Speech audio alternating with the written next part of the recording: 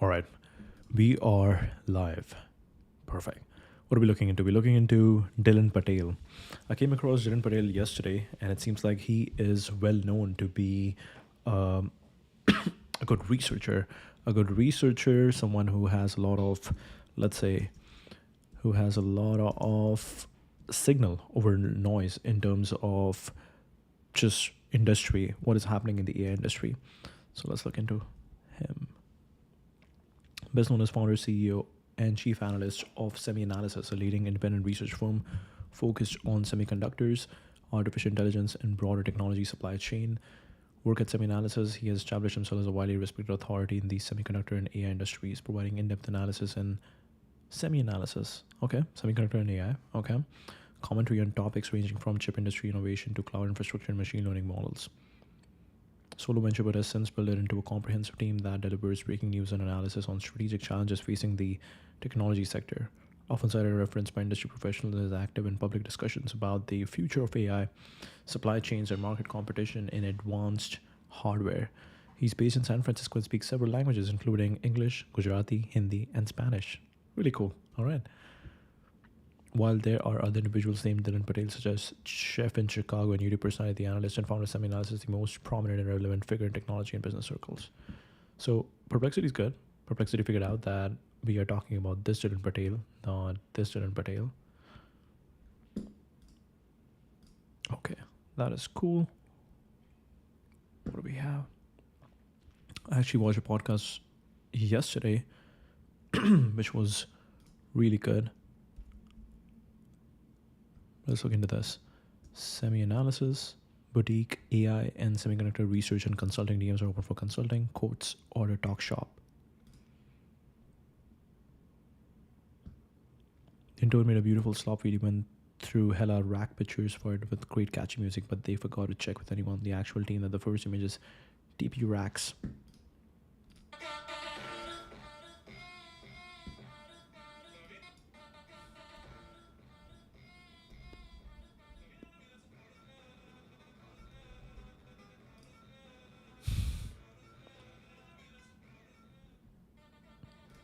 Just racks on racks on racks.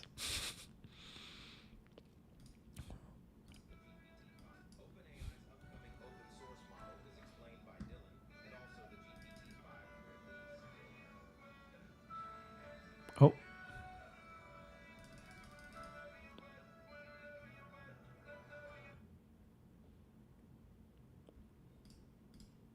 I have no idea what is happening.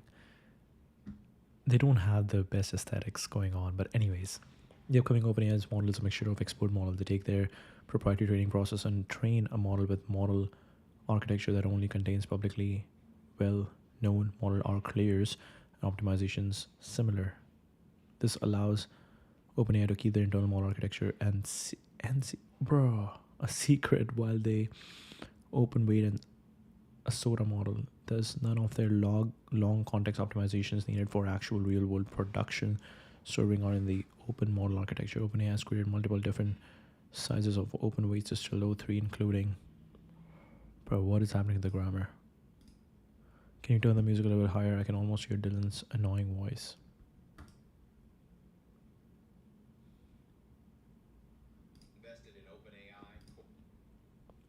Bro, what is happening? Microsoft Data Center rated balance sheet items. Data center strategy. We flag Microsoft's pause on more than 1.5 gigawatt of self-built capacity on top of leasing freeze. We call out in December Microsoft's latest 10K backs us up. Committed data center construction is down year over year. Almost no new leases were signed in the past 12 months, and land purchases have plunged relative to FY24. Okay.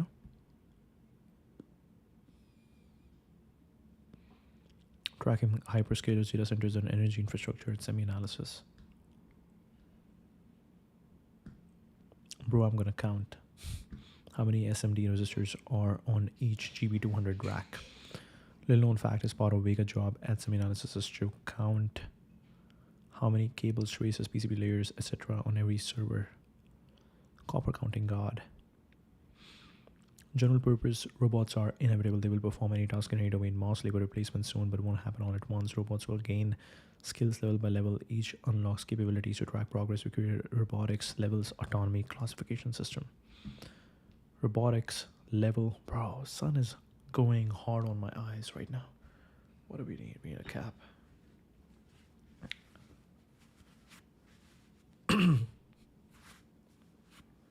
All right, let's go. Robotics level autonomy, single purpose robots automating hundreds of jobs pick in place with low autonomy is expensive. General purpose autonomy, navigating and inspecting large sites, targeting low skill labor and early pilots with promise. Okay. I don't know what they're talking about. This is very stupid. Like, we won't deliberate on a podcast. Comprehensive data-driven taxonomy for tracking the commercial progress of robotics and AI and automating labor. Okay. Industry first framework that segments robotics advancement into 5 levels of autonomy. Okay, go big. No. Key points: level 0 scripted motion, fully pre-programmed and only functions static, highly engineered environments such as automotive and electronic factories. This is something that what's the name? Figure by Brett Adcock. They are doing this right now. They are just working with BMW to do very simple tasks like, okay, pick this machine part, put it over here. Very simple task with, or a very simple partnership with BMW, but soon they will go to level 1, level 2. Automotive and electronics factory, they excel at repetitive, high throughput tasks but lack autonomy or perception. Deployments require heavy upfront investment, often 10 to 60 million, and integration can cost 4x, 6x the robots themselves. Efficiency gains are substantial, with some factories achieving dark factory status, running entirely by robots. However, level 0 systems are rigid, require constant human oversight, and are inaccessible to smaller businesses due to cost and complexity. Intelligent pick and place robots gain generalizable perception, grasping abilities, enabling them to perform pick and place tasks in less controlled environments like warehouses. Early attempts were bottlenecked by limited data and AI capabilities, but modern advances have improved success rates and niche deployments.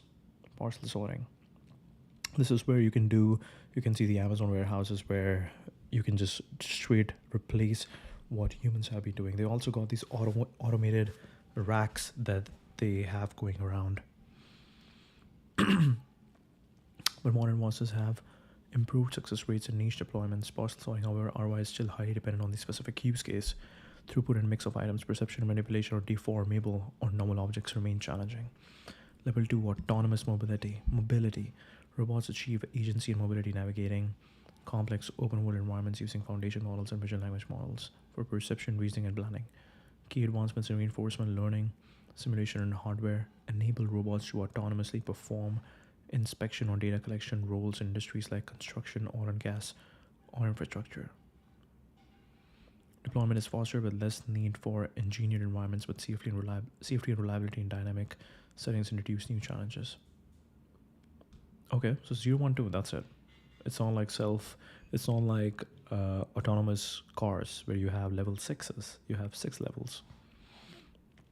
Scripted motion, high throughput, automotive, electronics factory, industry standard, high capex, rigid total lack of autonomy, perception, generalizable grasping, warehouse pick and place logistics, niche, improving with AI foundation models, brittle limited generalization, agency mobility planning, scene understanding, site inspection, open world navigation, early production and data collection, inspection, safety, inference in open world. Okay. Interesting. Robotics are moving from rigid single-purpose systems toward flexible general-purpose autonomy. Advances in AI simulation and hardware are accelerating this transition. Mass labor replacement of robots is forecasted but will occur gradually, with each level unlocking new capabilities and business cases. Does level 2 has anything interesting? Agency is interesting, okay. Site inspection, open world navigation, early production, data collection, inspection, safety, inference, and open world. So I think agency is the most important word over here. Then they have agency to make a decision. That okay, if your robot isn't given rigid A rigid instruction is that take a piece from here and place it over here. Take the different components and put it in this assembly line. That is a very rigid instruction. But agency basically means that, let's say you are like, okay, your job is making sure that process is running properly. So there's this one robot who's constantly monitoring the situation, and if anything goes wrong, it then has the agency to quickly figure out that, okay, what is wrong, and if I can fix it, if not, then escalate. So that would be an example of agency. Oh, they're level 4 as well. Level 2, autonomous mobility, social awareness, challenging terrains, precise navigation, low skill manipulation, level 4. Unlock generalizable manipulation, capabilities, advanced pick and place mobile manipulation, challenges, mobile manipulation coordination, long horizon task, complex movements. Level 4, force dependent task in research. Unlock in research. Force dependent task, I don't know what that means.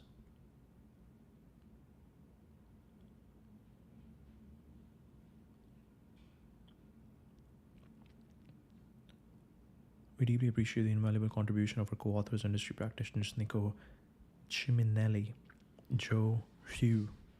So what does, let's say, what's the bio of semi-analysis? No bio. Wow.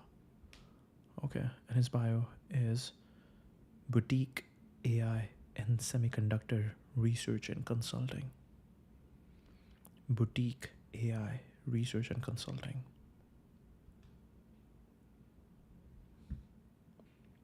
Interesting. I'll just copy his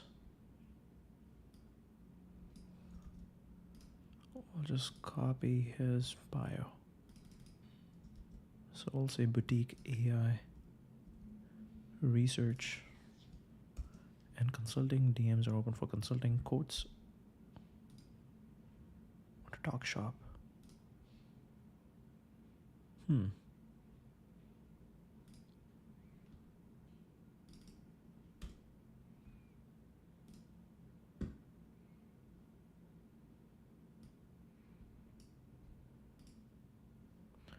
Let's see. Okay. Perfect. Dhruv Patel. Let's go. When you go on vacation, you relax. When I go on vacation, I go to see the Ferrari that Lisa Sue sponsored when she was asked if she speaks English. Wow.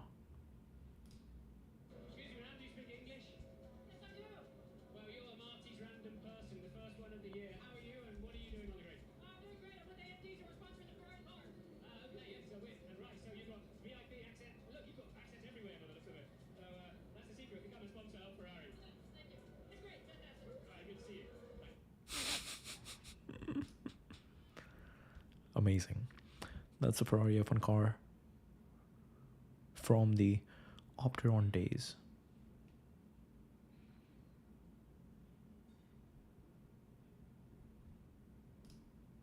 Oh no. I do not understand the hugging face economy. Open models are not producing income. How are they buying the GPUs? Open models are not producing income. How are they buying GPUs? You can say, oh, they find you and upload to the hub, but who is buying the fine-tuned tokens except unemployed users? Where is the liquidity in this ecosystem?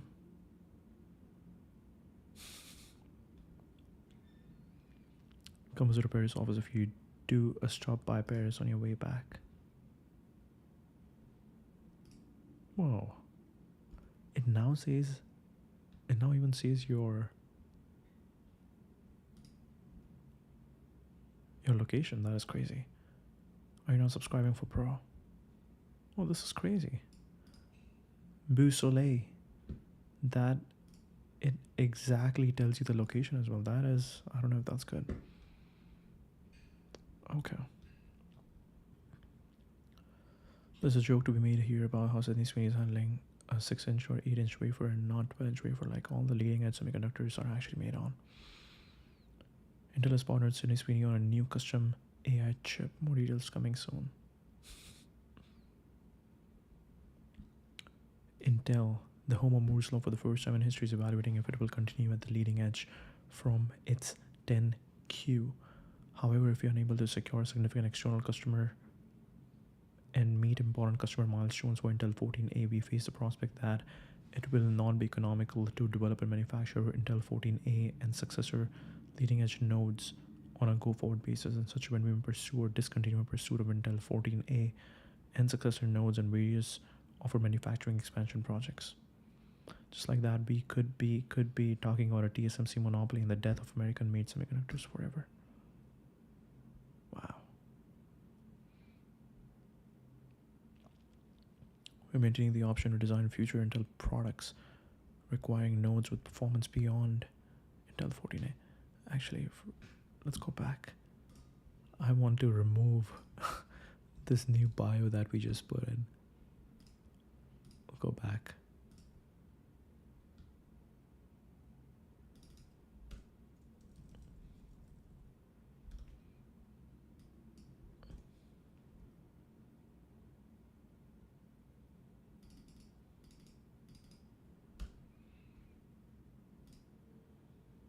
Okay. But this is very interesting. I think that's just standard language in the 10Q. But can't say Intel is as customer focused as TSMC.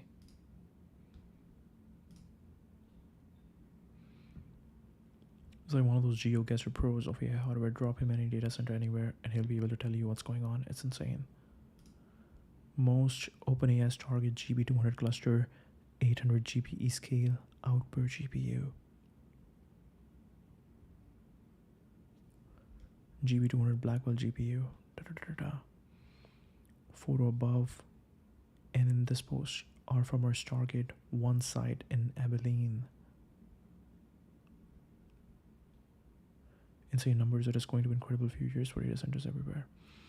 Most GB200 clusters in the world are just 400 G NIC per GPU, except for OpenAI's target, giving OpenAI 2x stronger scale out ultra large scale training network performance, in which it is 800 GPE per GPU. For most of the clusters, they will only have 800 G per GPU, but OpenAI especially negotiated a special GB200 SKU. Very interesting, very interesting. The children yearn to be working in fabs. Taiwan High School science exhibition this year discussing about 1.5 nanometer gate all around transistor structure optimization. The kids are unbelievably cracked. Wow. Back when the Stanford ML graduate poster sessions were open to the public, I would go there, and were always some undergrads, many even freshmen who had top tier project. Before uni, they were watching Andrew NG course videos. These days, the prodigies are probably on Local Llama. With the quality and size of top ML talent pool increasing every year, I'm wondering what the expansion of top N ML orgs will look like. I imagine for any ML org looking to level up the talent is within their reach, perhaps eventually, if not today.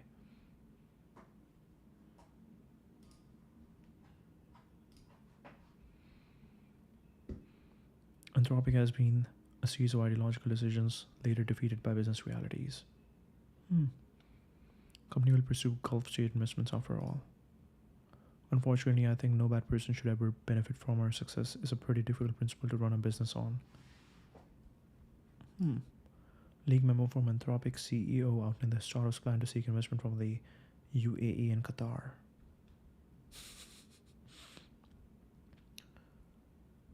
Kylie Robinson, senior correspondent covering AI. Subscribe to my newsletter. Robinson, send tips on Signal. Interesting. There's a truly giant amount of capital in the Middle East, easily 100 billion or more. If we want to stay on the frontier, we gain a very large benefit from having access to this capital. Without it, it is substantially harder to stay on the frontier.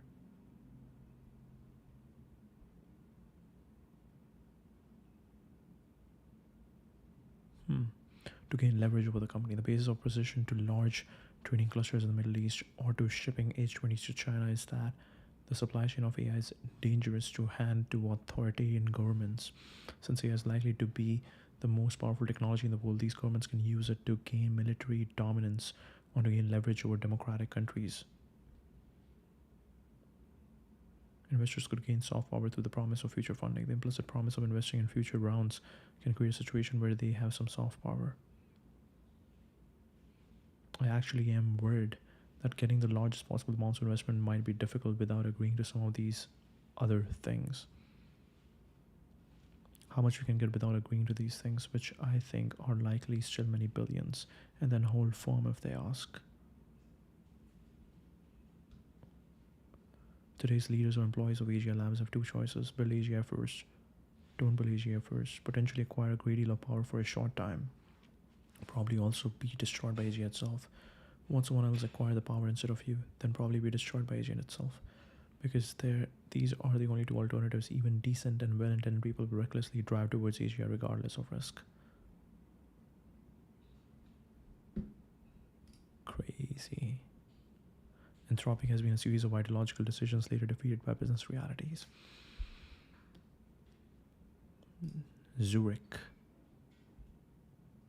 8 of us came together in 2 hours notice. It was a lot of fun.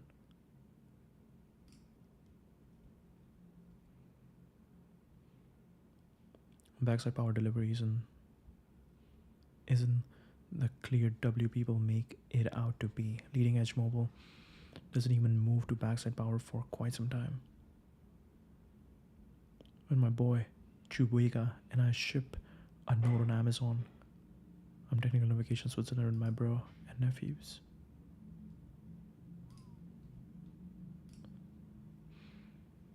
I don't know who Kevin Rippey is, but this is the funniest thing I've seen written about me. Not to give Dylan Patel any more publicity than he has already. Warren Mr. just joke with me. The guy sneezes and ANET is up 6%. It looks like he gave a pretty extensive presso at the Design Automation Conference, and the slides got posted on Twitter if anyone wants to take a look. Going fast, this might be a slideshow thread with minimal notes, FYI. Replacing copper with other stuff.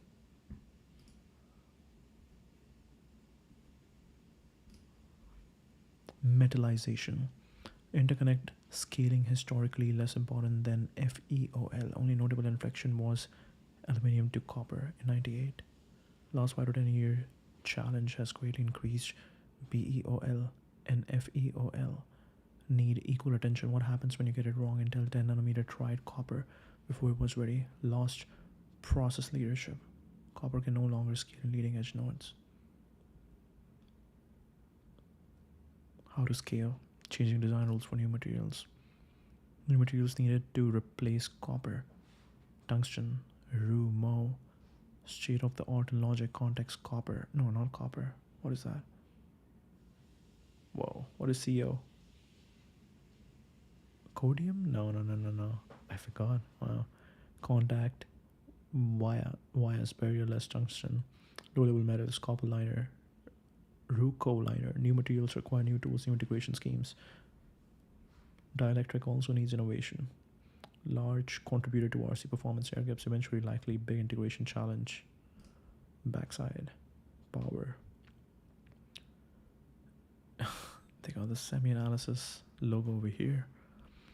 Interconnect scaling can also be done via architecture. Backside power. Moving power delivery to backside eases frontside congestion, leading foundries adopting BSPDN.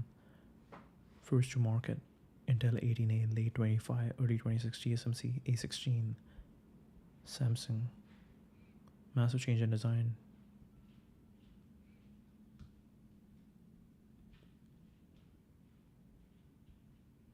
AI taking over smartphone.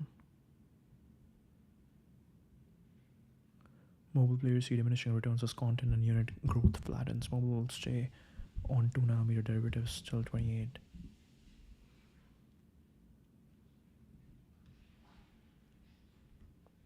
Takeover. Really cool. I mean, we don't understand a lot of this.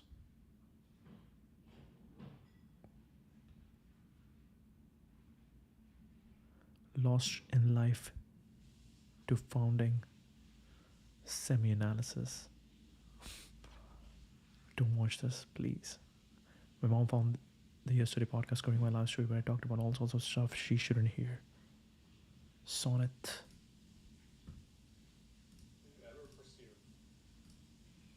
Gonna ruin her impression of me as a good boy. Oh, absolutely not. Never expected myself to be like selling data to every major hyperscaler, AI lab, private equity firm, semiconductor company, right? Like everyone buys the data. How do you actually figure out what you enjoy? People want to do the same things other people have already done. Life is called making your own path. There's Figure out what you enjoy. people want to do the same things other people have already done. Life is called making your own path. There's generally high capacity to do almost anything, but it's also easy to fall into like monoculture, doing the same thing as everyone else. Sharing this with you. If you really enjoy something, try to become one of the foremost experts on it. You mentioned you did quite well. $50, $100 billion. It's such a good city. You would set Metal Jetson right for that. It's surreal to see billionaires like actually care what you have to say. How do you reach out to billionaires or DMing them on something? But one of the things I learned early on is you can talk to anyone. You can just reach out to anyone, and most people just say yes, but no one does. If you could give one or two sentences of wisdom, or maybe your past decade or anything, going through the ups and downs, what would you tell the world?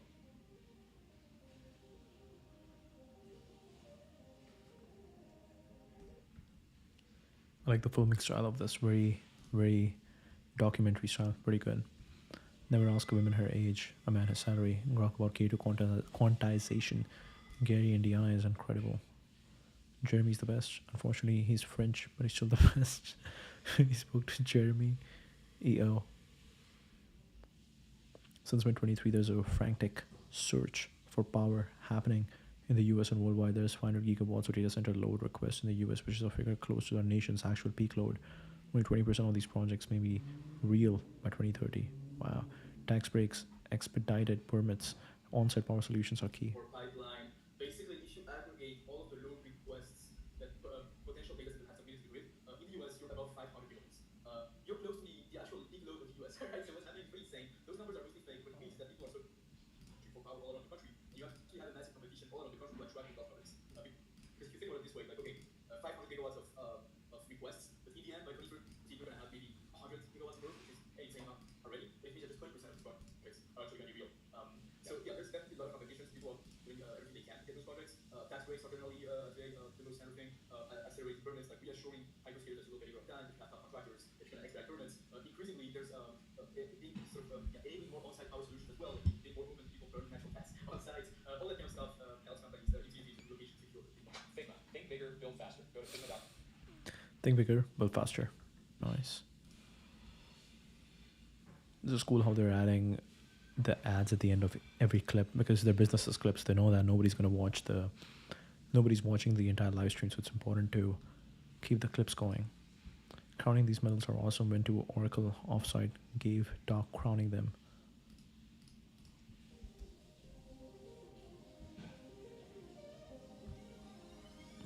Boom.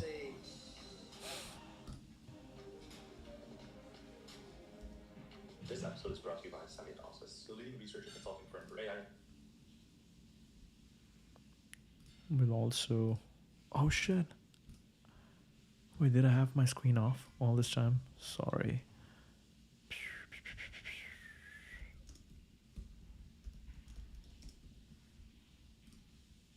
Oh no, I had my screen off all this time. Go. Infrastructure and build-outs. They work closely with many hyperscalers, AI labs, hedge funds, and semiconductor companies that you know and respect. From track academic and technical model deployments to every data center and supply chains for fabs, servers, electrical equipment, and more. Semi-Analysis is an expert on the topic. If you want to learn more or work in the industry, visit semianalysis.com to see the research and purchase the models. The Cannon Project builds founding go-to-market and engineering teams for venture-backed startups in San Francisco and New York. They build founding teams at Ramp, Cursor, Decagon, Rogo, and many more, while selectively investing to the flagship venture fund. With over a decade of experience and trusted partnerships across the top 15 US-based venture firms, the Cannon Project is the premier talent partner for high-scope opportunities in early-stage technology. To learn more, get in touch or explore roles across security lists of breakout startups. Visit thecannonproject.com. Start with a couple intros of yourself. One of you out of college at Georgia, and then introduce yourself in the present moment as well, just for a bit of contrast. Yeah, I went to school, didn't want to graduate early, so I got a few degrees and like random stuff because I wasn't really sure what I wanted to do. And then I sort of got a job that I wanted, and then I just kept interviewing and sort of saying like ridiculous salary this demands, right? And someone actually bid. So then I moved to Minnesota, and I was like, oh god. gosh, so once I moved to Minnesota, it was quite interesting because it's like, what am I doing here? I've never even lived in the snow, right? Where the town where I grew up, it's never snowed ever, and now I'm in Minnesota where it snows like 16 inches in one day, sometimes. And so, being a rural southern Georgia boy, moving up to cold Minnesota, not knowing anyone, I generally led with like where I'm from, right? And things I like to do, and I tried to relate to some of the similar like things that were done in Minnesota. And some of the, like, country bumpkin things. I recall like one of the things that I did was I went ice fishing with these like random people a couple times because it was like, this is close enough to like some of the stuff that I've done as a child. But also coming out of college, like, oh yeah, let's just go party something, right? Like, this is sort of the other thing that you would just go do. So I think that's sort of the vibe I was in then. What's the vibe you do now? What do you do now? Let's go party this country. I think that now there's a lot more hobbies that I've had time to dive into. Little 3-month obsessions where you get really deep into something. You always revisit doing something. Like glass blowing, like all sorts of like random like crafts like stuff. Like I've done some carpentry, did beekeeping, tap dance for a little bit too. All sorts of random things. The beekeeping was not 3 months. It was like a little bit longer, like 2 years. But it's not right. What is there to do? So there's all sorts of various topics of the joy, right? That you can discuss. Travel, right? Just culturally have a lot more experience, right? Whereas like back then I think I was like quite isolated, right? In terms of like. Not that I didn't have a vibrant sort of culture upbringing, but it was like very unidimensional. Or rather, it was like the Indian in me, and it was the rural Georgia, and it's like there's not much else. Yeah, how was that as like a high school student? How would you describe yourself? Back in high school, and really my whole like, sort of elementary through high school, there were no other people, right? There were my town was like 55% white, 45% black, and then there's us, right? So I think it was quite interesting in high school where there were quite a few folks who would. Like the white kids and the black kids would like we were in one school, right? And one school town, but there was also quite a bit of like separation, at least like in terms of cliques, right?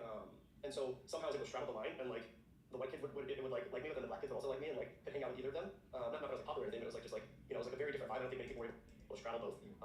And so I think in high school that was also like quite defining. But also maybe not fully belonging in either group also felt that way. Besides a few best friends, right? No. In the 6th grade, I actually spent it 3 times. I grew up in Cambridge, right, which is this town, really small. School's really bad. So there's another town 20 miles away. Once my brother got to 6th grade, he started going to that school. And then once I got to the 6th grade, I started going to that school. I switched schools, made different friend groups, right? So like, I initially was like hanging out with like the cool black kids, right? And I was hanging out with the cool white kids. And then I was hanging out with like the nerdy kids. And I got into a fight with each of these groups, right? So the first one, like we were making all the jokes, and I got offended, and I pushed the kid, and he pushed me, and we started fighting.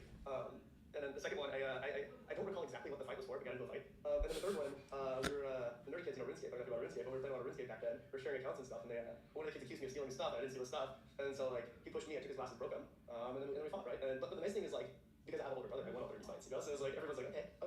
And I never got into a fight again in any school sort of situation. It was quite a fun thing. You have no good grades. Like what the fuck were this? You come home, you like suspended, like don't do this. And the second time or third time, and then 3 times in 1 grade. Like, what the fuck are you doing though? Yeah. I mean, immigrant parents, right? So like the belt definitely came out, At some point the belt wasn't good enough, so my dad got the Swiffer, right? He was like a Swiffer stick and hit me with that shit. It was like okay. But I mean, like they're very disappointed, What are you gonna do, right? I think like they would come to school and they'd be like, what is wrong? Like on the 3rd time, the school was like, you're supposed to be anger management, like therapy or whatever. And it's like. It was the most like stupid thing I've ever been to. This therapy thing. They like put these things in your head, on your head, and you just like watch the screen. It was like it move around, and you just watch it and try and like chill. But like, what is there to be excited about? You're just staring at this thing. So I did that like 4 or 5 times. My dad also thought it was nonsense. He's paying a load of money for it, right? So you can imagine what your parents were like. But like, I think generally they were not happy about it. As a new fan, right? So I had to stake my claim. But after that, I was good. Yeah, that was it. No more suspensions. No more suspensions. No more fights.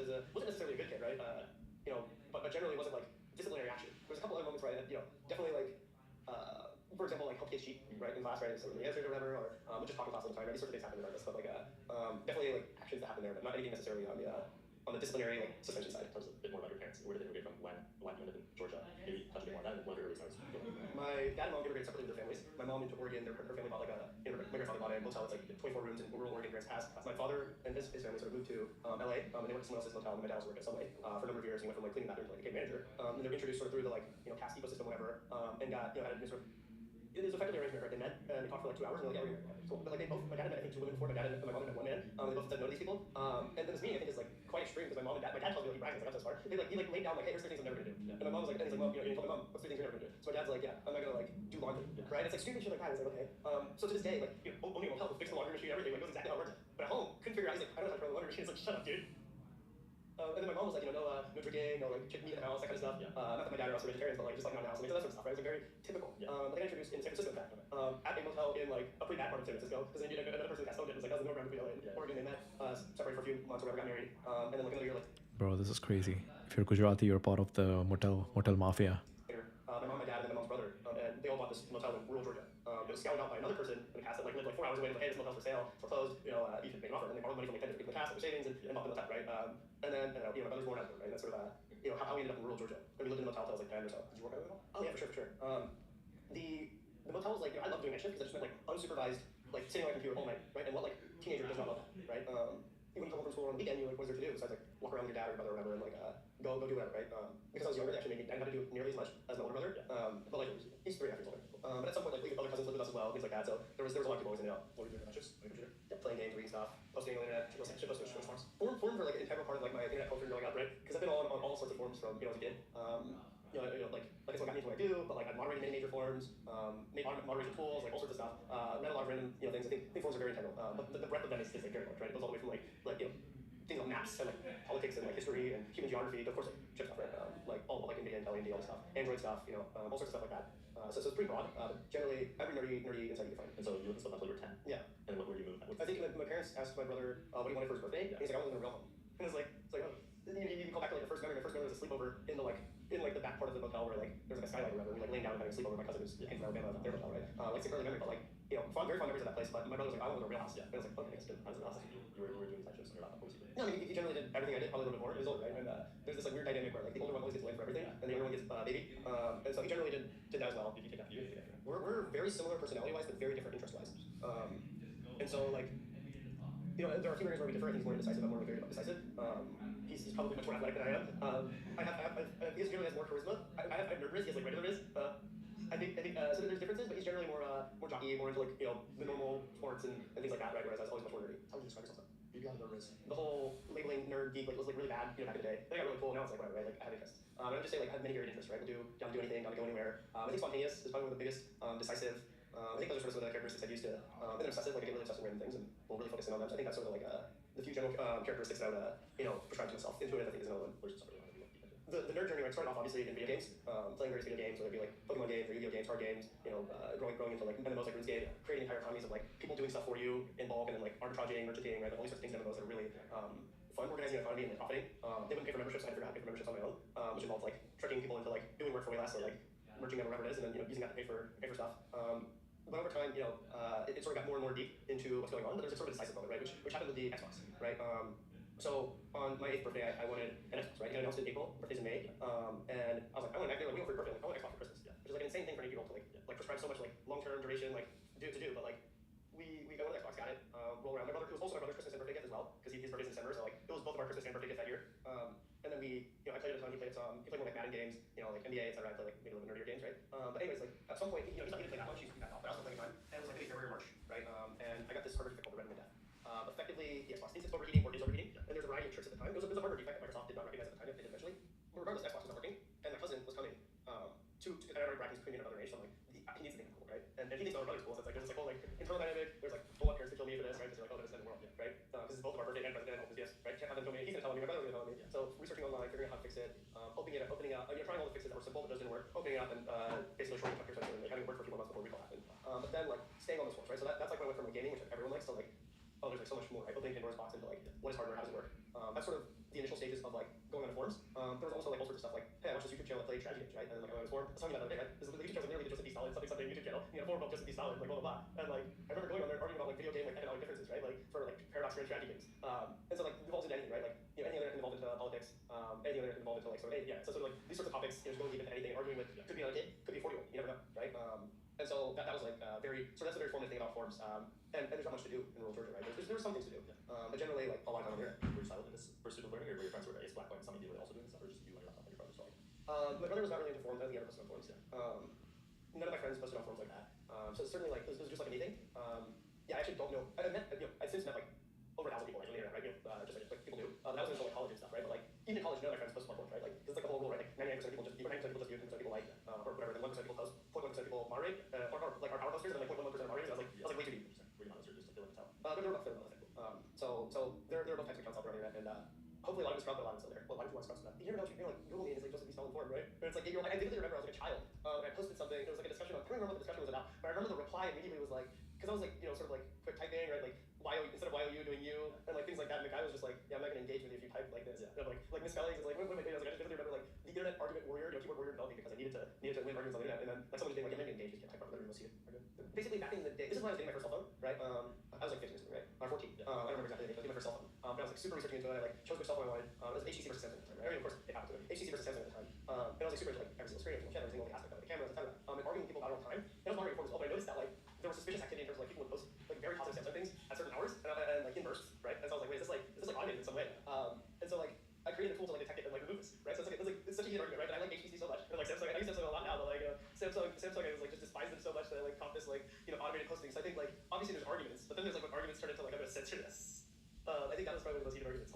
Yeah, for sure. Just because you're not complex to moderate, like remove people. I think most of the times it was mostly just people who were misbehaving, like power corrupt, right? And a 14-year-old having keys to the largest forums on Android and Intel and Nvidia. Like I said, it's situated about all these fights. At 14 there's still more physical fights, not online stuff. I was online then too, but yeah. I was always online, right? Terminally online, like we must be. Yeah, and once you end up applying that influence in your head. So when I went to college, it became very simple to just like initially I was like finding out people need to delete them, right? And I was like, oh, I know something to load it, and then like I was like, oh, you can order review off the internet, and then like it was just like I did that, and I ended up making $100,000 in like 3 months before I went to class. Because you can't do this, right? This is obviously stupid before. Yeah. It's been 10 years, right? 20 years. Something weird happened with the audio. The batch implementations is up, right? So fuck you, Fed. What happened to my audio? And I think it just became like an economic thing, right? It's like how do you fund like initially it's like how do you fund like smoking weed? Then it became like fuck making a lot of money, right? And so they're margins of like let me see margins. They were very good margins, right? Like it's We're just like a scholarship with that money. right, exactly. So it's like quite a it's like it's like partially free, right? Use of and I mostly only just smoke weed, right? College, but like free sweet all your smoking out with your friends, and then like a bunch of money to do whatever you want to drink and all that stuff, right? Like so it's like it was the margins were fantastic, right? Especially if I can make that brownies and stuff. Like, 'cause you can make like 4 sheets of brownies in like a handful of hours, and that was like crazy margins. Whereas like just selling the natural buzz $100 by now. I mean, he was doing this, but you know like how much money. I'm not really into this conversation, but okay. They can compound it, right? Like initially it was like just a little bit, so right? Like so that was like I didn't really have top. Okay, right? Like never like other trips, right? Like I flew weird, but I never actually probably visited Europe until after college, right? Mostly like our family trips were just India, okay, or to other parts of the U.S., right? Just driving around. Like every summer we go to like so many different families' houses across like rural America, Motel Mafia, basically. So no big trips in college. You were sending what 3 or 4 majors you said? Yeah. Oh, really? So it's information systems, like analytics, okay? Yeah. Which is like more like data science type thing. It's all bullshit majors. Right? I mean, they were high job placement majors. I think it was literally the 4 highest job placement rate like majors at my school. Risk management, insurance. Yeah. Then I got legal studies certificate, right? And it's like okay, I was just kind of adding stuff because I wanted to graduate early. So I ended up graduating a semester early, but like yeah. Once you finish, I feel like you'd be very inclined to drop out. I mean, the class is fine. It's just you go there. College is fun. College isn't that hard. Yeah. If you're doing kind of more bullshit majors like I did, right? Yeah, I mean, you're just hanging out with people all the time, making sure you pass tests, right? Like there's no need to drop out, right? Crashing out in life, that's a later thing, right? Do you do this crashing out? There's so many kids today dropping out. Do you do this crashing out? No. Crashing out was like more of a different loaded curve. I think like dropping out is fine, right? There's like especially in the Bay Area, some people are like, oh, teal, prod, neo. Yeah, exactly. I don't think it's necessarily like a bad thing. I don't think anyone around me ever did that. I didn't even know this was a thing. Like dropping out and being like a crash starter, like did not exist. Yeah. Anywhere in where I grew up, anywhere in the college I went to, just did not exist. I think it's when you finished in semis and finished all that entire work. This is during college, did it 4 online, but you really didn't do that. So steady, right? It was initially Xbox, bro, being on the forums. By the time I was like 12, started moderating game mode. By the time I was like 14, like Nvidia, Intel, AMD, hardware, all these different forums I was moderating. So by then I was like certainly like very interested in semis, although not as much like the business and manufacturing of it, or supply chains, but more like the end consumer products. But once I started making money, whether it was through illicit means or through like the various internships I had in college, I would invest a lot of money. So I was reading all the company's earnings. I like SSDs. I was like, oh, I want to invest people make SSDs. They're gonna blow up. They're doing every PC one day. And this is like in high school. I'm like, oh wait, the SSD companies have really low margins, right? Companies building flash margins. I was like, oh, the equipment supply chain. That's what makes the most money. So I started like really diving into like all across the ecosystem how that floated, and then that's sort of how it went from like, oh, I like gaming chips and like what they do and discussing them to like I like the supply chain and how it connects together, how people make, who makes money, how to make money from that, how to track the supply chain, who the actual beneficiaries. That sort of happened late high school, early college. But it was still mostly like just investing, posting honestly on the internet type of thing. And then it really became a full blown like I would say like I mean, it was beginning with color, especially at that point, modern forms, like investing in it. But like it didn't become a full blown thing until I was like quote unquote crashing out when I was like 24 or 23 in 2020, right? When you start going to conferences. Yeah, so that's sort of basically like taking it through the path of like so 2020, crashing out, right? Relationship ended, my grandmother passed away, COVID, I got really jaded by my job, I didn't really get like rewarded for the work I did. But even though I was doing fantastic. All of those things happened in early 2020. Moved in with my brother for a few months, and I started traveling across America, right? Going to all the national parks, looking at my truck, all that. And then went to LATAM for a year or two.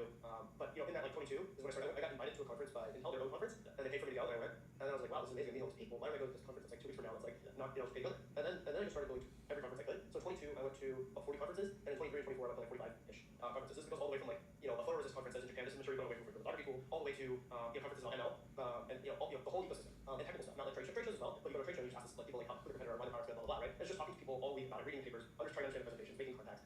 That sort of happened in 22 to 24, right? And I spoke to them a lot, like maybe not as much as I did then because I'm trying to slow down the traveling a bit. Take a step back after college. You said you were in insurance. You mentioned it quite well. How do you get from there to COVID and then all this sort of stuff? Yeah, so I wasn't necessarily in insurance, but I was a brokerage firm who take risk from insurance companies and like structure them, right? And I was initially doing some modeling and like actuarial type stuff, and I started like it was a business oriented, I started like making structures and things, right? And then sort of like I was just waiting for crashing out, like it's just like low, right? Really low, I made the lowest point in my life, right? There was nothing else to do. I'm not interested in this working, like quite clean. If there were captions, we could have gone faster. Let me do what I like to do, which is like going back to But okay, now we're getting in the interesting part where he's like, okay, he was jaded by his job, and then he chose that, okay, during COVID, let's make a switch. He started traveling to conferences, AI conferences, ML conferences, and that's where he got his kind of start. Forums, things like that, and making artist blogs and things like that. That's sort of way, and then once I made another artist blog, people started doing more consulting. Yeah, consulting users, those intelligent things. And so that's sort of and then I started making money off it. I was like, oh wow, You think this one, correct me if I'm wrong, you have generated for good amount of upside, you've got your good bonus. So and this one really, money's not your core driver, it's really more actually what we want to do. I mean, money's always partially the driver, but it surely was not like the main focus. It was mostly what do I enjoy doing? Because I'm not enjoying what I'm doing. I'm not enjoying who I am. I'm not enjoying let me reinvent myself, right? So let me find my job. Let me work on what I enjoy working on. Let me travel across the nation, go to all these national parks, and clear my head. This sort of it's sort of all harkening back to things from earlier in my life, right? Whether it be foreign stuff or the nature-oriented stuff, right? Because with my dad's best friend from my childhood, right? Ron Smiley, he's the sheriff of the town, black sheriff in a rural area that town was slightly higher. My percentage was very interesting with my dad's best friend. He taught us how to fish and all these other things, barbecue, etc. So it was harkening back to things from my childhood that I guess maybe I felt comforted. But then it wasn't like an intentional decision to make my company what it is, right? It just sort of happened through people going consulting, people like, oh, look, this is what you do. Someone not paying for a report from the consulting, I posted behind a paywall, right? This sort of all kind of just happened naturally more into things, right? Just doing what I enjoy, right? And clearing my head and then being in that headspace to work harder. Yeah, there's a lot of people who DM me now will comment on Twitter or something, say, hey, I'm really confused in life. I want to do this. I can't. I don't live in the Bay Area. I live in this foreign country. I like tech. I don't know how to work again. They're pretty confused in life. You were, I guess, similarly a bit confused, not happy with your current life, wanting to do something different. What do you tell these people? How do you actually figure out what you enjoy? How do you take that step to fuck you? I'm gonna go travel the world, read books a bit, figure out what I like, and kind of disassociate from other people. What do you do to convince yourself to actually do that? What do you tell these people then? I mean, it's great to pretend like this is a conscious plan decision. Yeah. But as someone who is quite spontaneous and serendipity, this choice was not brought upon me, it's not premeditated, right? It was I'm just going to do things that maybe feel good or make me feel better, and sort of, I would say the main thing is I think especially now more than ever, access to information is infinite. The ability to learn how to do something is almost infinite, right? The capability to do things is infinite. But a lot of times people want to do the same things other people have already done, which is fine. But life is not making your own path, right? Cookie cutter life is not what it's boring, right? And as far as the Bay Area, I mean, I didn't move here until this year, right? To be clear, right? Officially moved here? Yeah, I've officially sort of moved here, I think. We'll knock on wood and see for sure, but I'm pretty sure I moved here. We're catching the maximum amount of days we can, but That was last year. We will see if I can do that this year, but knock on wood, we'll see. The thing is you don't need to be in the Bay. I mean, I think this is one of the best places, right? Weather's amazing, people are high openness, and although there are negative aspects that people can drone on about as well, but there's generally high capacity to do almost anything. But it's also easy to fall into monoculture, doing the same thing as everyone else. Big, elite coder falling into that culture of I'm the Twitter crack engineer. That's certainly not the path that everyone wants to go. You kind of have to define yourself with a tribe or a culture or something. Find belonging, right? And I feel like those things are maybe overrated, right? I guess I had belonging on the online community when I was traveling across the nation, right? But wasn't talking to my friends that much during that sort of 6-month road trip. Even when I started going to LATAM, then eventually all around Asia and US for conferences and stuff. I think it was more about focusing on myself and what I needed to do. Still talking to my best friends, not much, and family, because I have a really large family, but not much else. I think it's also difficult without support structures. I think most people don't have emotional family support structures. And I'm not sure, even though I never said don't do this, right? They were adamantly what the heck are you doing? Can you stop doing this? And you come back home and you just have a job and be normal. How are you paying for this? Kind of questions. I think the main point of advice is just if you really enjoy something, try to become one of the foremost experts on it, right? Or try to talk to those people, because one of the things I learned early on is you can talk to anyone. You can just reach out to anyone, and most people just say yes, but no one does it. I do good jobs. Cold emails or DMing them or something. Cold emails was much later, right? Because that's a boomer thing to do. But I think initially it was people on forums, right? There's really smart people who are on forums or on Twitter or on other social media, and you can just reach out to them that way. I think emails obviously started doing that as well. Emailing random authors of papers, they almost always respond, right? I think it's I think generally how to start is I'm not sure. I think the internet has just always felt completely accessible, right? I mentioned right there. Most people were anonymous, and you couldn't tell if someone was 12 me or some 35-year-old engineer who actually works on it. You can't tell who's crazy, who's not. You have to just be able to build that from looking at the post and judging independently. And that was the beauty of oh yes, you can tell the person who actually built it wrong, right? And that's and then they'll write 10 paragraphs about no, you're a dumb child. This is what it is. So I think that part of the internet kind of desensitized me to you don't look at authority figures the same way, rather the content of what they are and what they can do, rather than their authority figures, their authority figure. I think that that belief of the internet, you wouldn't do that in real life that much, right? You wouldn't just upend any power structure right away, because that alienated you in some way. That's what I was going to Yeah, I mean initially it's just who's this random kid? What's he do? Okay, he's a blog, he's asking interesting questions, and he wants to learn about what we do, and no one ever asked me with this much enthusiasm what I do and why, and the exact intricacies of how it works. And so that was the perception was generally positive. Some people were I'm not going to waste my time talking to you, because a lot more transactional. Actually, people seem to be more transactional in many ways than other areas. But generally, most people are not transactional. They were just talk, and they like to talk about what they love to do. And not everyone's super passionate about what they do, right? I don't know if that's right. You have to find the right people. Some people oh no, you're nobody, I'm not going to talk to you, right? So it's you have to find the right people, and that's the perception. Take a bit more into you say a bunch of places left, you start traveling to LATAM, all those stories. How did you get done with a second brother, and then we go through it? My grandma passed away. Had a funeral. The next weekend, country started to shut down. I was so I didn't care about it. So I flew to San Diego, rented a bike, and I biked across the border to Mexico and back. It was a 70-mile bike that weekend, and then I flew back home. That Tuesday, the company was we're going to shut down the offices. I'm talking to my brother, I'm so sad. I turned my mind a bit, from my bike, but I'm just talking to my brother, I'm so sad. He's they're going to shut down the country. Why don't you come here for 2 or 3 weeks? and then when they shut down, you can work from home, right? You're just fine, okay. So I came to his place, and it ended up being months, right? Older brother, right? It's his place. Obviously, the rules of the game are like insane, right? But then I'm like someone who doesn't follow rules, so like kind of it's difficult to square these two. Furthermore, he's like with his fiance, lives with his fiance, right? And she lives there. Fully enough, right? Like my parents are so Indian, and her parents are so Indian. They were like, oh no, if you guys don't live together, you're doing the same thing. First of all, you shouldn't live together because you're not married yet. And then it was like, okay, fine, you guys can live together. I need 2 bedrooms. So just tell me happens. I fly there. It's like I'm telling my mom, I'm sleeping on the couch. It's like there's something different, obviously. But like it was like a very interesting like dynamic because my brother and I would confront a lot, and my sister-in-law was like sort of like chill mediator. We would both listen to her, and we just like watch movies all the time. And all this. It was good, but then like there's a lot of arguments, right? Not like stupid stuff, right? Like I made French toast every day within like strawberries for like months. And like sometimes he didn't like which knife I used to cut the strawberries, so, like fucking stupid shit like that. Which like, but we would just like watch movies all the time and all this. It was good, but then like there's a lot of arguments, right, about like stupid stuff, right? Like I made French toast every day with thinly cut strawberries for like months, and like sometimes he didn't like which knife I used to cut the strawberries, so, like fucking stupid shit like that, which like leads you to like, you know, okay, I gotta get out of here, right? And so it was like all of the negative things of like the beginning of the year are still there, right? No fulfillment in the job. You know, inside all the time. I was running and working out a lot, but like that didn't really that is the natural dopamine release, you know, all that, but didn't fix, you know, arguing with brother all the time. Just generally not happy. What year is this to be exact? This is 2020. This is 2020, and that's when like I was was watching YouTube videos like, oh, there's like this national park. Yeah. You can go there. Like, oh, go to this national park. Why don't I do that, right? So then I like ordered a truck bed tent, right? Because I have a truck anyways, it's rural Georgia boy, right? And also there's like tax benefits, there's many layers to this. You get the truck tent. I got a drone, I got a GoPro, got an air mattress, sort of cooler, right? All these things. Get up. I fly back to where my vehicle is. It was actually Minnesota. It was only like weeks. It's like 2 weeks after flight rides happened. So I fly back, and like half of my stuff was stolen out of my apartment, by the way, right? It's pretty hilarious. Anyways, it's not hilarious. I got it insurance. It's hilarious for that reason.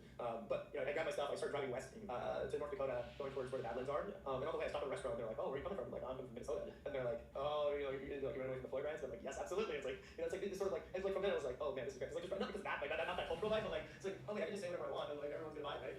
As long as you like so like on the open road, listening to like random country music that I grew up with, or like like rock or whatever, right, that I like sort of got into, or R&B, you know, whatever kind of music, and just like driving and like going random places, hiking, flying the drone, all sorts of different things like that. Was magnificent, right? That's sort of how that happened. And so I go to all these national parks. I meet all sorts of random people on hikes. Some people I still talk to these days, right? Like, you know, like people are just like, oh, we're going to the same hike, talking for like 6 hours, 8 hours, whatever. But then the last day that I was hiking, I was in Glacier. I was doing a Glacier National Park. I was doing a really long hike. And as I was going, a grizzly bear walked 3 feet in front of me, turned to me, and then like turned. I had my hand on the bear spray. It was like between like me and you, right? Like it was like that close. I had my hand on the bear spray, but I didn't spray. Yeah, speaking of the gorilla or bear, what's more scary? Probably cool. Silverback. Yeah. Versus grizzly, I think the gorilla's faster. The gorilla has more turning capabilities. Yeah, I think it's probably more fast. Yeah. I take that by bear. The bear probably kills you in 1 hit, whereas the gorilla may like. Yeah. I'm just thinking Donkey Kong, right? And like, it's like it's Super Smash Bros. Yeah, it's exact.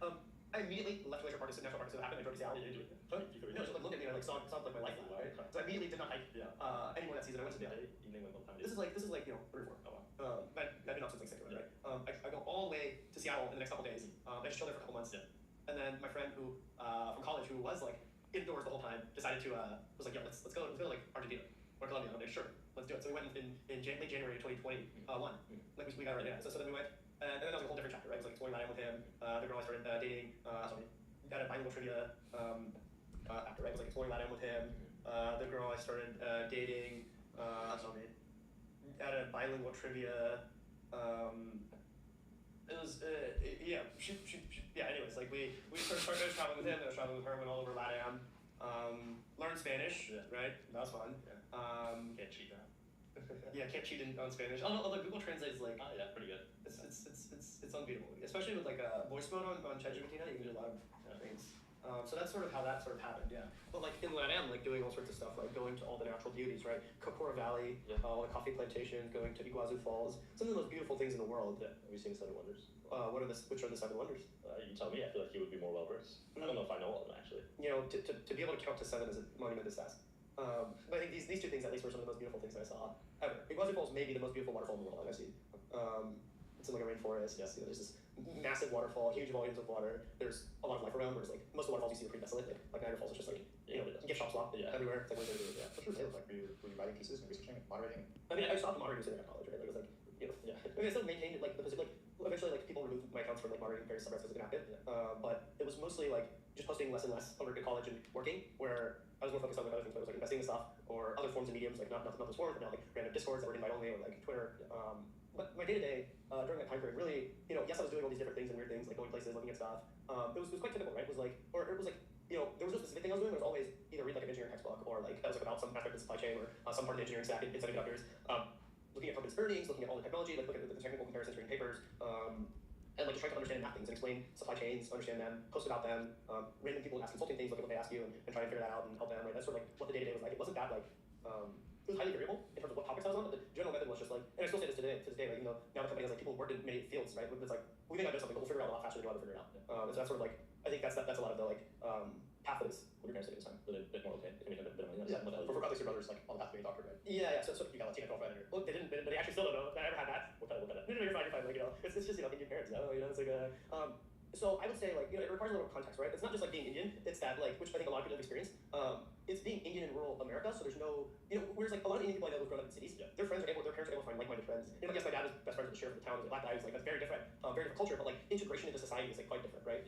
My parents, one of the things that they were told when they moved to town was go to church. So see people in the city, like trust me, because they've never seen a brown person first of all, or at least had them move in and buy a business, right? So like they go to church, it's like this is like a psyop, right? This is not real. They're going to the Baptist church, like one of the black one, right? But like they don't believe in this. They're still in this, right? But like the context here is that my whole family's done the exact same thing, right? Extended family.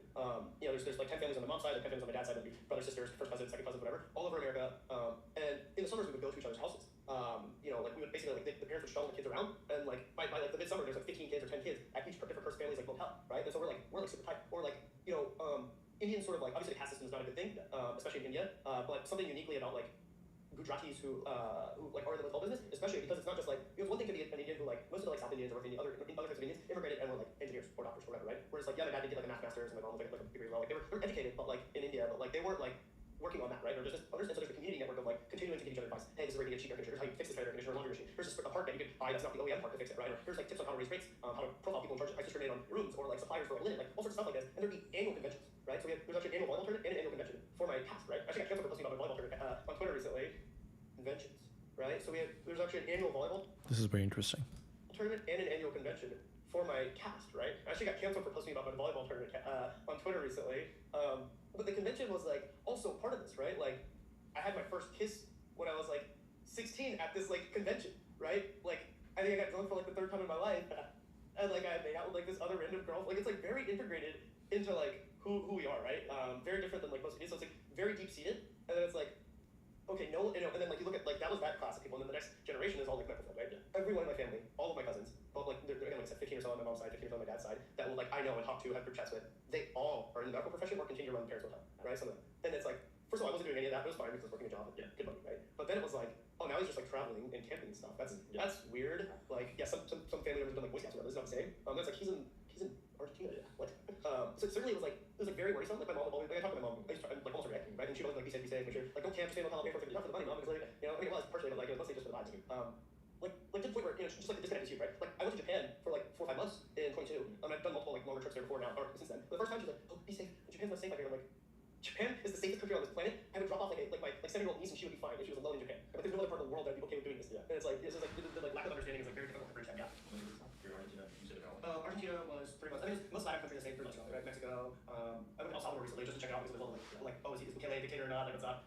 Just check it out. So El Salvador is really cool because like there's like as soon as you leave this like airport, there's like like you're leaving the airport, there's like a shrine to these. It's like just oh my god. Like we usually don't idolize people so much. But there's no nightlife because he rounded up all the criminals and put them in jail, and like nightlife is run by criminals, right? Like come on. So there's like no nightlife at all. But it was pretty interesting. We're like there's like Colombia and Peru and Argentina and Brazil, Uruguay, Chile, right? Is that true? Nightlife is run by criminals? Like I went to all these places. But Argentina, was probably one of the most interesting ones. There's some busy sources to passport that they do, right? Yeah, so I'm in the wine country of Argentina. My flight back to America is in like 2 weeks. Get held up and my passport is stolen, right? And I have a flight back to Buenos Aires, where the only embassy in Argentina is, in like a week, or like in a few days. They won't let me board the plane. Yeah. So I have to figure out how to get from there, because I don't have an ID. I have to figure out how to get from there to Buenos Aires, like without an ID. I think it was my cash and stuff, right? Also in Argentina, like at the time the currency was pegged. So it was like 1 to 100 if you did the official exchange rates, but if you did the unofficial ones, like 1 to like 300. When I first got there, it was like 1 to 600 by the time I left, just 3 months later. So I came with like $5 grand cash. Yeah. And I didn't even use that much. You show up, you exchange like $200 and get like a roll of cash. And like you just have this big thing in your pocket. Anyways, I forgot how to get there. It was an 18-hour bus that I had to get on and travel across the entire nation. I think I was like really tired to travel, all the driving, the buses, the flights. What do you do? I think that I only got tired of traveling, like truly tired, like last year, right? And even then I still love traveling. But you're still fine. The economy you were trying to be quite frugal, so. And even then I still love traveling. But you're still fine. The economy you did. I think that I only got tired of traveling, like truly tired, like last year, right? And even then I still love traveling. But you're still fine. The economy you were trying to be quite frugal, so. Oh, for sure. Flu economy, would take cheap flights, would stay at shitty motels, Airbnbs, like a lot of this, right? Yeah. Using the Patel motel cartel to get owners' rates at hotels. Like I was technically an employee of like Hilton and Holiday Inn and Econo Lodge and like Roadway and like a number of other hotel brands and motel brands. I could get owners' rates at all these places. I was like very fruitful and cheap. Just like it's like genetically embedded within Gujaratis to do this. But yeah, so I mean, I don't know. There's like young passion. Drive, desire, enjoyment, like how novel it is. Didn't get tired of traveling, right? I'm still not tired of traveling per se, but now I travel a lot less because I'm like in a different stage of life now. I think over the last year, right, to now, right, kind of a lot shifted. What stage of life are you in now? So it was one thing to like be, solo, started a company in 2020, hired the first person end of 2022. Yeah. Mostly doing consulting and like the paid reports, the blog, right, etc. But then the business transformed into selling data, right, or building data sets and selling, right. And when the business truly flipped to that, where now 95% of the revenue is that data and consulting on it. It's like 20 mil. Cool. And so it like really flipped when that sort of happened and started hiring more and more, and really like when I started not even working directly with all the people that I hired, but like it sort of really flipped to like, wait, I don't need to know every single thing about the entire supply chain top to bottom. Yeah. I still do try to because my passion, like I want to do that. But I don't need to go to every single conference. I don't need to try and read every single paper. I don't need to like make every single contact. Other people can help me. How did you first hire? How did I make my first hire? Yeah. Guy in Discord. And where did they say? Singapore. How'd you met him? I've known him for 10 years on Discord. I didn't know who he was. But like he'd pop in and out. How many hires do you have now? How big is the team? There's 26 people who work at the company now. Cool. All over the world, right? US, Japan, Taiwan, Singapore, France, Germany, Canada. Yeah. Okay. Well, that'll be one less country then, right? No, just kidding. He's gone. Yeah, like they're all over, but like I think almost everyone I hired was online, right? Either Discord, Twitter, or I put out like I was hiring someone reached out like on Twitter or on the newsletter and they reached out. That's like or at conferences, like when I started like when revenue started scaling in like 2022, 2023 a lot, I would just like go to conferences and be like, after talking to someone for 30 minutes, they're really smart and young, I'd be like, good job. How are you betting other people if you met them online? I guess the person I knew for 10 years. What about other people? You can contract, you can do these sorts of things, right? The people I knew already online were very easy. One of the kids that I tried to hire, he was 16, I had to convince his parents to let me pay him. I didn't know he was 16. Yeah. Because I've been talking to him online for 5 years. Oh man.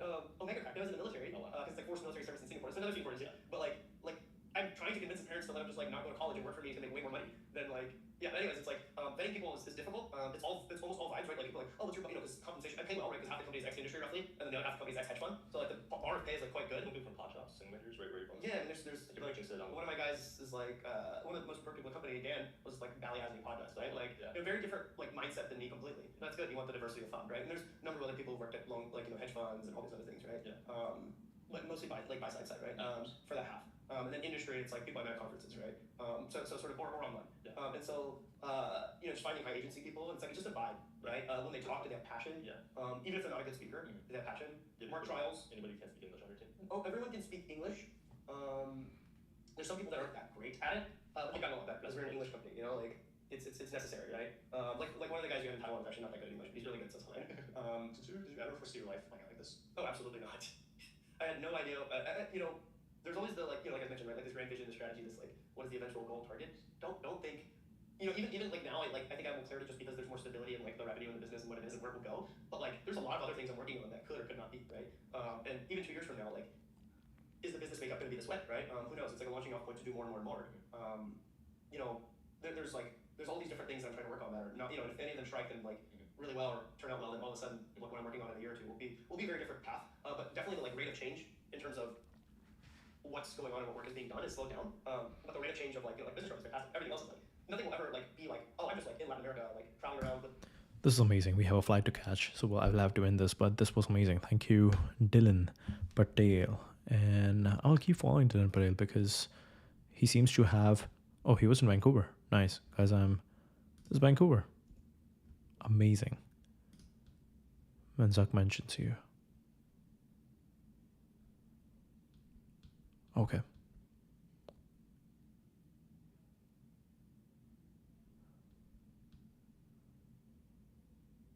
OpenAI will win. OpenAI will win. There's the same picture. All right, perfect. Thank you.